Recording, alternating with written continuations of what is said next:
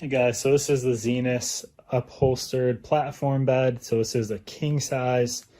We have kind of this dark gray color here.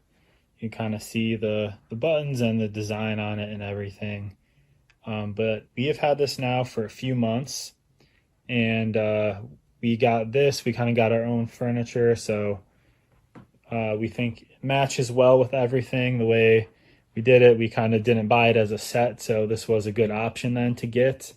You can see here kind of on the sides, this fabric basically continues all the way around. You've got, the feet on the bottom here as well. But overall, we're very happy with it. It's held up well. There's some installation required and stuff. We put it together ourselves. We put it together, I'd say, in about an hour or so. But basically, everything came packed. I think everything actually was in the back of this, kind of zipped in. So you had all the pieces and stuff back there. But yeah, you kind of put it together and assemble the frame and everything. But it's been very sturdy, actually. We've been very impressed with it. It's held up well. There's no issues with it, no creaking. Doesn't feel like it's weakening or loosening up or anything like that. So it's been a good buy so far. We're happy with it and kind of like the look of it.